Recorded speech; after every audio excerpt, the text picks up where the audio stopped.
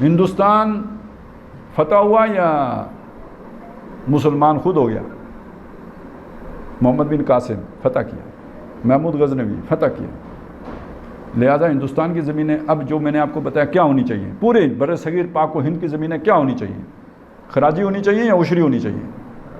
خراجی. عشری کا کیا مطلب ہے؟ ذاتی ملکیت جو زمین ہوتی ہے اس میں سے عشر دیا جاتا ہے.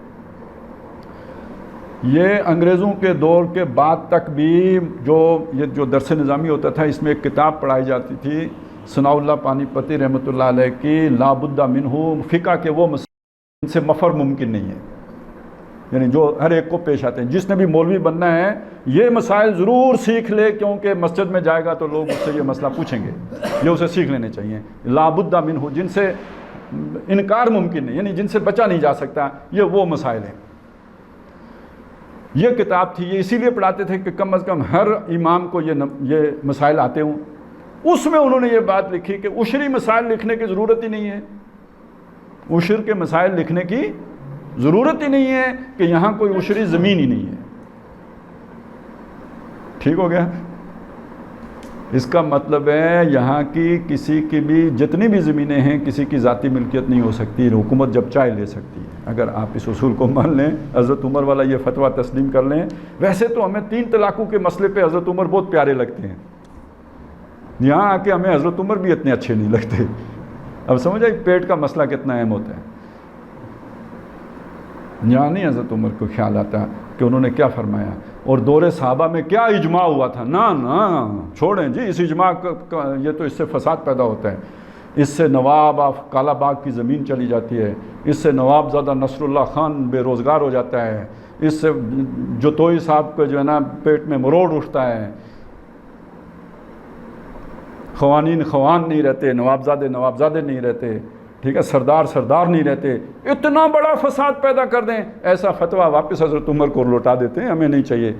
جناب پاکستان بنتے ہی پہلا فتویٰ جن مفتی اعظم صاحب نے دیا تھا وہ یہ تھا کہ پاکستان کی زمینیں عشری ہیں، اور انہیں مفتی اعظم آرڈیننس کے ذریعے سے، صدارتی آرڈیننس کے ذریعے سے مفتی اعظم قرار دیا گیا تھا. انہوں نے پہلا، یعنی پاکستان کے سب سے بڑے مفتی، پہلا فتویٰ ایٹ ہو گیا. اس تو بعد آرڈیننس 3 مہینے کے لیے ہوتا ہے، کسی نے آرڈیننس کی آج تک تجدید نہیں کی، لیکن مفتی اعظم تا قیامت ہو گئے ہیں. لیکن یہ کہ مفتی اعظم بہرحال پرائیویٹ مسئلہ ہے، اس کے فتوے کی قانون میں کوئی چلیں، ایک وہ روحانی اور دینی مقام تو ہو گیا، قانونی مقام تو کوئی نہیں بنا. لہذا بھٹو صاحب نے روٹی کپڑا مکان کا نعرہ لگایا. اب لوگوں کو کچھ نہ کچھ چپڑ چپڑ کرنی تھی تھوڑی بہت، جو ہوتا ہے نا مطلب منہ کے اوپر تھوڑا سا حلوہ لگانے والی بات. تو انہوں نے کہا چلیں جی نیا بندوبست اراضی کرتے ہیں. کچھ نہ کچھ تو زمینی زرعی اصلاحات کی، وہ نافذ بھی ہو گئی. پھر اوپر سے آئے مرد مومن، مرد حق، انہوں نے آ کے بنائی شریعت کورٹ، اور شریعت کورٹ کے جو جج صاحب لگے تو وہ مفتی اعظم صاحب کے فرزند اعظم تھے، اور انہوں نے آ کے، فرزند اعظم نہیں تھے، صغیر تھے، تو فرزند عظیم کہنے چلیں. تو انہوں نے آ کے پھر یہ کام کیا کہ شریعت کورٹ نے یہ فیصلہ دے دیا کہ پاکستان کی زمینیں ذاتی ملکیت ہیں، کسی کی 1 انچ زمین کسی سے نہیں لی جا سکتی. مجھے بتائیں حضرت عمر رضی اللہ تعالیٰ عنہ کے اس فتوے کے مقابلے میں یہ اس کے مخالف فتویٰ نہیں ہے، لیکن جاری و ساری ہے، چل رہا ہے، کسی کو کوئی اعتراض نہیں ہے اس کے اوپر. اصل بگاڑ کا سبب تو یہ ہے نا جو آپ کے معاشرے میں بگاڑ ہے.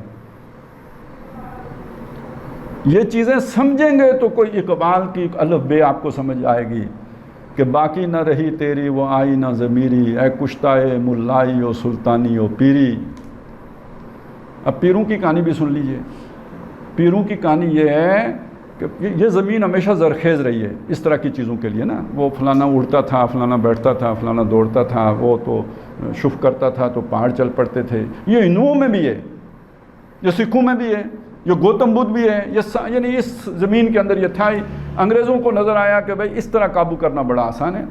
پیر گھڑے انہوں نے، پیر گھڑ گھڑ کے کام نہیں، جو جتنا چلایا. اس کے بعد اگلا کام انہوں نے یہ کہ نبی بھی گھڑ لیا. اب آپ سوچیں جس انگریز نے نبی گھڑنے سے پیسو پیش نہیں کیا تو کتنے پیر گھڑے ہوں گے.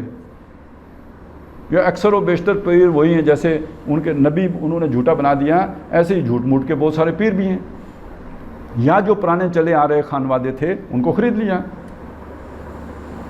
مجاہدین کو قتل کرنے والے یہ لوگ ہوتے تھے، انگریز کو تحفظ دینے والے یہ لوگ ہوتے تھے، ان کو کرسی ملتی تھی جا کے عدالت کے اندر، جو عزت کے ساتھ بٹھایا جاتا تھا، اور انگریز کے مخبر بن کے یہ رہتے تھے، اور عیاشیاں ایسے ہی تو جل بھن کے اقبال نے نہیں کہا تھا نا کہ ہم کو تو میسر نہیں مٹی کا دیا بھی، گھر پیر کا بجلی کے چراغوں سے ہے روشن، شہری ہو دیہاتی ہو مسلمان ہے سادہ، مانند بتاں پوجتے ہیں کعبے کے برہمن، نذرانہ نہیں یہ سود ہے پیران حرم کا، ہر خلقہ سالوس کے اندر ہے مہاجن، میراث میں آئی ہے انہیں مسند ارشاد، زاغوں کے تصرف میں وہ کعبوں کے نشیمن۔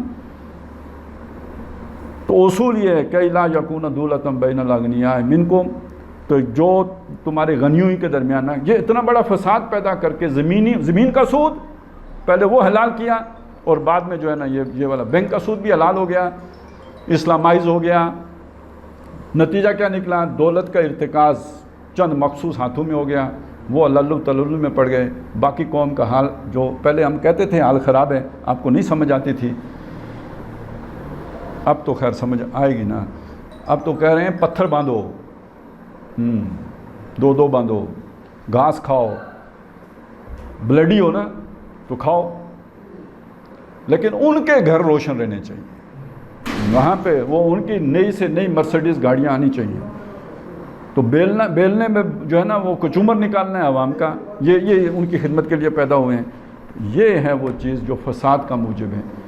تو قرآن اس کی نفی کرتا ہے، ایسا نہیں ہونا چاہیے کہ تمہارے غنیوں کے درمیان ہی تمہاری دولت گردش کرتی رہے، اس کے بغیر کیا اسلام ہے؟ پھر وہی وہ لفظ پرستی ہے، پھر وہی مچھر چھاننے والی بات ہے۔ اصول تو یہ ہے، دین تو آپ نے اٹھا کے پھینک دیا ہے، تو قوانین کو لے کے آپ جو مرضی جگالی کرتے رہیں، کیا فرق پڑے گا؟